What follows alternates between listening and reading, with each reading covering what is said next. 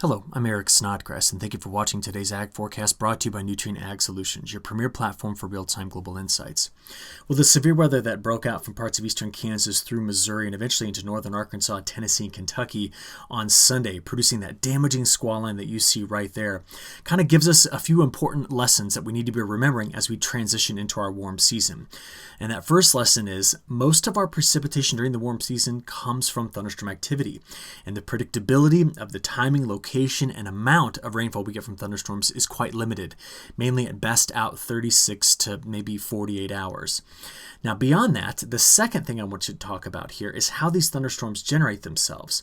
Because unlike during the cold season where broad fronts sweep through and we can watch the leading edge of those fronts as the trigger for thunderstorm activity or other types of precipitation, during the warm season, thunderstorms kind of produce their own outflow, their own cold pools, their own downdrafts that then initiate. They serve as little mini cold fronts. They then initiate the next round of storms. And that's exactly what we saw here. The storms that you see right here at the beginning of the animation, pressing now through parts of Tennessee, were actually the remnants of other storms that were there the previous day that came through parts of the high plains.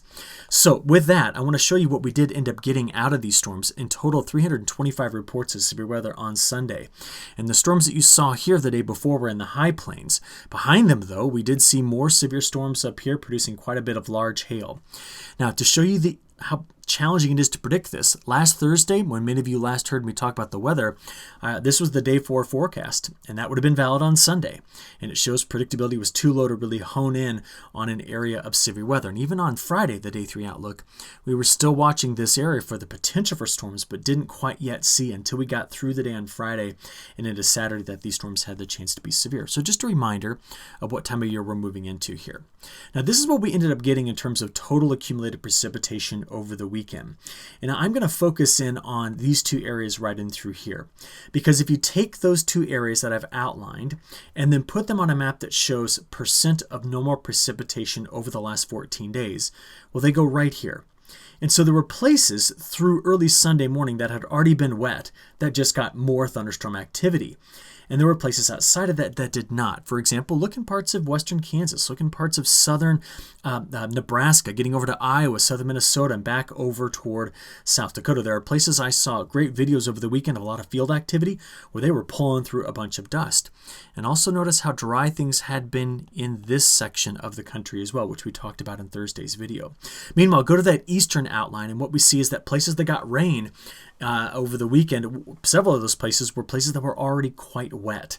And so overall, we just need to keep this in perspective as we press through this forecast, because the third lesson of our convection over the weekend was that the thunderstorms that are right now brewing in this part of the country, so some thunderstorms early in the morning here, it will be the outflow from those storms that eventually passes through parts of Kansas, over into parts of Missouri, Arkansas, and then into Oklahoma, initiating the risk for severe storms later on today on May the 4th. As we get into the 5th, the severe weather threat translates a bit farther to the east, but things do calm down in the day 3 time period out on the 6th, which is that bottom map that you see down there. I think the bigger story for this week is going to be the temperatures that we're going to be experiencing. So looking from today on Monday through Friday, May the 8th, both the GFS and the European are locked in on where that deeper trough will become established with much below average temperatures. And as we work our way into the weekend and early next week, this will probably be the true depth of that cold, with several locations here approaching record-setting cold along the eastern part of the United States, centered over the Great Lakes to the northeast. Meanwhile, the west, all the way from California clear to Alaska, much above average temperatures as the jet stream becomes highly amplified in the Gulf of Alaska. So we need to take a close look at what those minimum temperatures are going to be. So let's step through day by day to see the extent of this freezing air. So what you've got here is the National Digital Forecast Database minimum temperatures each day this week. That's in the numbers. The color coding tells you the departure from normal. So Monday morning's lows here, kind of cool right around the Midwest and the Great Lakes states and in the Pacific Northwest, but warm most other places compared to normal. But as we press from Monday into Tuesday, we see much below average temperatures in Wisconsin, Michigan, getting over to the northeast. But as we go from here into Wednesday, and then into Thursday, Friday, and this weekend. I believe that Saturday and Sunday will be the true depth of the cold for the eastern half of the United States. We will have risk of having below average temperatures in the high plains, getting down toward that freezing mark from parts of western Nebraska clear up to the Dakotas. And then as we work toward the end of the week, it looks as though the extent of that freezing air could get pretty far to the south here. We're going to have to watch this all very, very carefully because this would be a very late frost for the eastern Corn Belt. And given the concern with the crop that's emerging now that did get planted in the eastern Corn Belt, these freezing temperatures could be a problem. And you can see it's not just Saturday, but it's in on Sunday as well. Now, as I've been talking about for the last week or so, it appears that the pattern begins to moderate after this time period, after the 9th, 10th, and 11th. So that will be, I think, the time period over which I'm most concerned. So if we look at it a little bit closer, on May the 7th, this Thursday, we're looking at the probability of a freezing temperature. You can see that as you get it from May 7th into May 8th, that really begins to extend into the high plains and the north central plains and hit most of parts of Minnesota, Wisconsin, and Michigan. But the true coldest air, I think, comes in on Saturday morning, May 9th, and again on Sunday morning, May 10th. And this is the day that I'm most concerned about. So the maps you're looking at, just a reminder, it's the probability of a freezing event. So just so you see, this color right here is a 50% chance. And when you get up into these dark reds, we're now talking about better than a 90% chance. So it does appear that there is a high probability of a freeze event in through this area, which through parts of northern Illinois, southern Wisconsin, Michigan, Indiana, Ohio, and Pennsylvania, this is a time of year that this would be considered a very, very late frost event on the 9th. But the pattern begins to moderate after the 9th going into the 10th and beyond. And as a result, I think that's going to be the true depth of the cold. Now, unfortunately, with this deeper trough, the chances of getting some snowfall here and then into the northeast, as you can see in the interior, higher elevations of the northeast, is a real threat at this point. And the map over here on the right, feel free to pause and take a closer look. That's the probability of getting an inch of snow between now and next Monday morning. So we've got to watch this very, very carefully with that deeper trough that's developing over the eastern part of the United States. So where is it going from here? Well, I want to fast forward out to May 12th. That would be Tuesday. And the pattern at this point is at its most, I think, bunched up and is going to relax after that. So what's causing all of this blocking, you can see my first bullet point down there, is primarily this high latitude ridge that's sitting over the Arctic. And it's also this big ridge that's pushing here up in the central Atlantic toward Greenland. Those two features are what is allowing the deeper cold to penetrate here in the Gulf of Alaska and here into basically a triangle from the Hudson Bay to the Great Lakes into the northeast. But do notice this, we've seen model run to model run moderation here, which is indicating that this trough is getting less deep as we get out past the 9th, 10th, and 11th, but the trough that's off the west coast is getting deeper. So what I'm trying to say here is that if that does occur, if this trough here gets deeper and this one becomes more moderate, well, that's going to switch our whole upper level flow pattern around to something that's going to feature more southwest flow aloft. We're going to talk about that in a second. But May 14th through the 19th, so this is after the pattern moderation begins, we can already see that the models are now backing off. That's the GFS on the left and the European on the right, really allowing that cold to retreat into the Canadian Maritimes surrounding the Hudson Bay. So we got to get through this week and weekend, and then the pattern begins to moderate here. But what I want to mention is that once we get out to like May 14th, some of the longer range models are advertising a flow pattern, watch it here, that's doing this. And if we do end up getting more ridging down here, yeah, that's going to bring in the warmer temperatures that everybody, I think, wants in the eastern half of the country. But this is now southwest flow. And that southwest flow is one that tends to tap into Gulf of Mexico moisture. It tends to destabilize the central plains. And this is something I've got a lot of concern about as we move in, not only into the second half of May, but right here into the end of the second week. So that's going to be something to be on the lookout for. That would be an increase of central plains severe weather at that time period. I just made a note over here that the GFS ensemble is a little slower in doing this, so it's going to keep the cold around for a little bit longer. But you must be watching this trough here and its eventual play into the western part of the United States. Now, something I don't often show you, I don't think I've ever shown you actually, is some guidance that we often use from the climate forecasting model, so the CFS model. When you look at this particular figure, I want you just to hone in on the colors. You see the start date for this particular run is right here in the middle, and we're looking at historical data on this as well, but just focus up here. You see, as you get into the deeper, warmer colors, that indicates where the CFS model is putting conditions in place that are more conducive to severe weather across the United States. And what we've seen is an increase in the depth of those red colors. So this tells me that once we get out past, again, this time period, 14th, 15th, 16th, moving on in the forecast, it appears as though the second half of May is going to be featuring southwest flow and more frequent severe weather.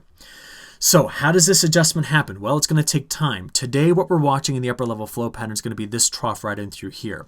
Overall, relatively weak flow across the United States, but that trough is going to initiate a low that is going to move eventually here across the Central Plains into the Corn Belt, into the Northeast. And that's going to initiate our next couple of days of inclement weather. But it's going to be this deeper trough here I want to watch, because by the time we get to Friday, look at what the flow is going to do. Highly amplified. Look at that. And here's the deep cold here. Here's the warmth pushing up the west coast.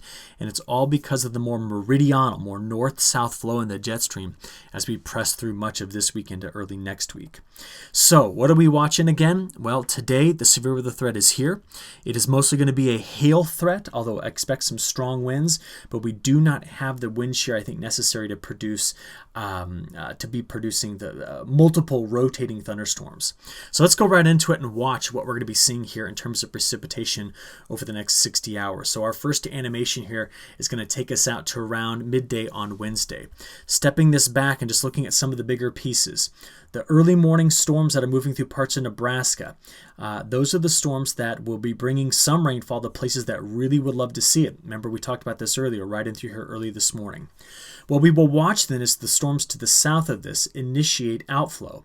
And that outflow will then push through parts of Kansas over into Missouri by middle of the afternoon as we finally get some very light rain that moves through parts of Iowa. On the back side of this, from central Nebraska through the Dakotas, eastern Dakotas, more light rain pressing through this area. This, again, is early this afternoon. Now what we're going to watch is, as the whole system spreads east by 5, 6, and 7 p.m. Central Time, the outflow from the storms early this morning here will now be initiating more stronger thunderstorm activity in through this area. Meanwhile, the rain spreads through parts of Iowa, which is a place that could use some precipitation. You saw how dry things were over the last 15 days. And then back into parts of Illinois in the overnight hours. Widely scattered showers during this time period. Now, this is an area that's been quite wet, so this rainfall in through here is going to add to some very wet fields that we've seen recently.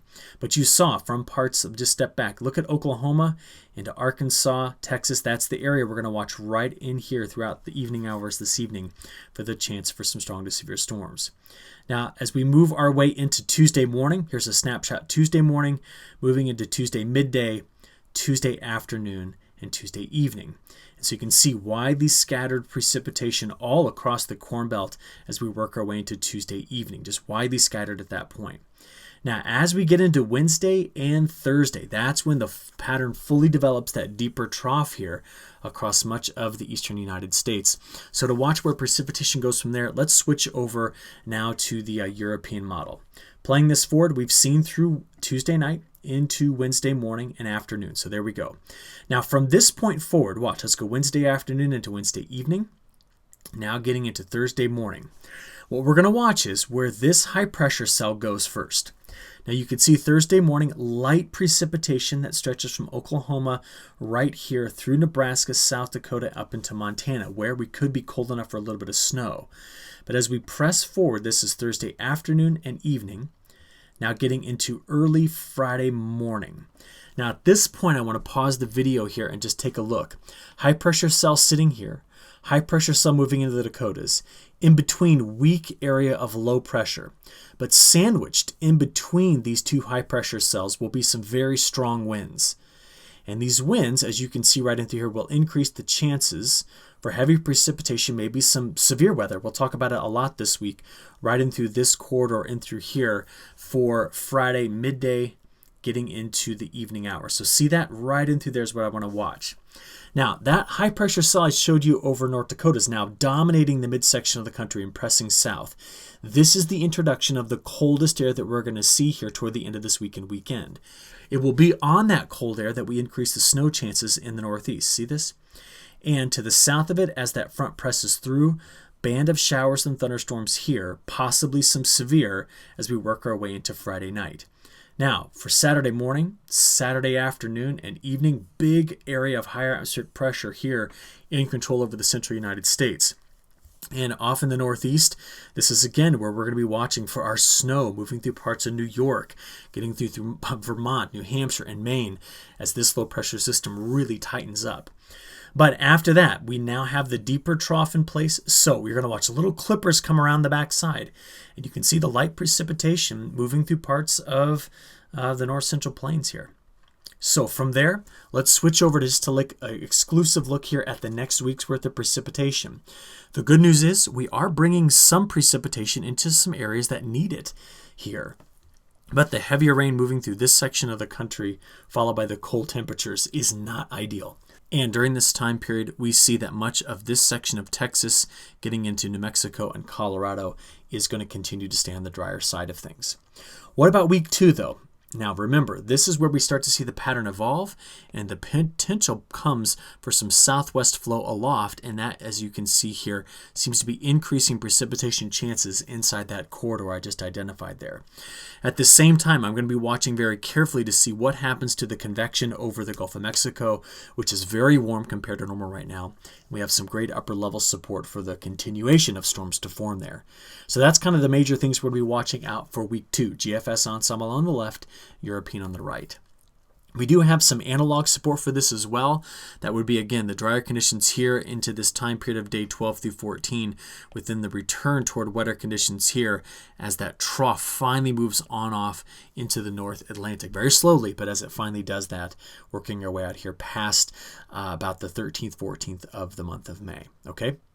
All right, to finish this up, let's talk a little bit about drought, because we saw in the latest drought monitor released at the end of last week some expansion up here in the northern plains, some expansion into this area. Good news is that pattern as it evolves is bringing rainfall right now into this area, and also next week into this region where we saw even early this morning some precipitation. So we'll keep an eye on that, as we illustrated last week, as being a region we need to watch carefully as we progress through the month of May as a possible setup for our summer pattern. So, I want to show you one last thing in the U.S. before we look international. The map that's up here in the top, this is looking at Vegetation Health Index year on year. Now, of course, with all the rain we saw in the midsection of the country last year, things were green early, despite our inability to get into the fields. So we're showing, especially in through this corridor here, the vegetation health doesn't look as good as it did a year ago. I put the two maps on the bottom just to illustrate the differences, so if you want to see those two maps. Also, in parts of the Columbia Basin where it's been quite dry, there's some concern here too about pasture health for the dairy and cattle industry. So a couple things to point out there. Using the same technique looking internationally, over here is what's going on in Europe. So we can also see that compared to a year ago, much of Europe outside of the Iberian Peninsula here has shown up with vegetation health as viewed from space, looking not as good as it did a year ago. But just take note that parts of the wheat belt over here, especially getting to Ukraine over the next 10 days, is expecting above average precipitation.